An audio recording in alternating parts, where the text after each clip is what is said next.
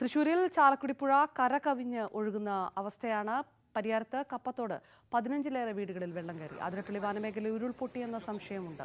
പണ്ടാരംപാറ മേഖലയിൽ നിന്നാണ് വെള്ളം കുത്തിയൊലിച്ചു വന്നത്. വിവരങ്ങളുമായി സുവി വിശ്വനാഥൻ ചേരുന്നു. സുവി, വീണ്ടും ഒരാശങ്കയുടെ മേഖലയിലേക്ക് അതിരപ്പള്ളി കടക്കുന്നു എന്നാണോ വിവരങ്ങൾ?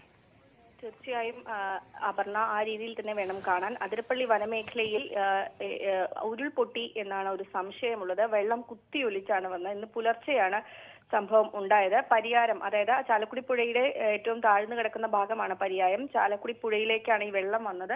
തുടർന്ന് ഈ വെള്ളം കര കവിഞ്ഞു. പരിയാരത്ത് കപ്പത്തോട് ഭാഗത്താണ് വെള്ളം കര കവിഞ്ഞത്. 15ഓളം വീടുകളിൽ വെള്ളം കയറിയിട്ടുണ്ട്. കൂടുതൽ വീടുകളിലേക്ക് വെള്ളം കയറിയേക്കാം എന്നൊരു ആശങ്കയും നിലനിൽക്കുന്നുണ്ട്. ഏതായാലും വനമേഖലയിലാണ് ഉരുൾപൊട്ടിയത് എന്ന് സംശയിക്കുന്നത്. അങ്ങനെയാണെങ്കിൽ തന്നെയും ഭയപ്പെടേണ്ട സാഹചര്യം ഇല്ല. കാരണം വീടുകളോ അല്ലെങ്കിൽ അത്തരത്തിലുള്ള ഒരു വലിയ ഒരു നാശനഷ്ടത്തിലേക്ക് പോകില്ല എന്ന ഒരു കണക്കുകൂട്ടലാണ് അധികൃതർക്കുള്ളത്. ഏതായാലും എവിടെയാണ് ഈ ഉരുൾപൊട്ടിയത് എന്ന് കണ്ടെത്താനുള്ള ശ്രമത്തിലാണ് അധികൃതർ ഉള്ളത്. പണ്ടാരംപാറ മേഖലയിൽ നിന്നാണ് ഈ മലവെള്ളപ്പാച്ചിൽ ഉണ്ടായിരിക്കുന്നത് എന്ന് തിരിച്ചറിഞ്ഞിട്ടുണ്ട്. ഏതായാലും നിലവിൽ ഭയപ്പെടേണ്ട സാഹചര്യം ഇല്ല എന്നാണ് അധികൃതർ പറയുന്നത്.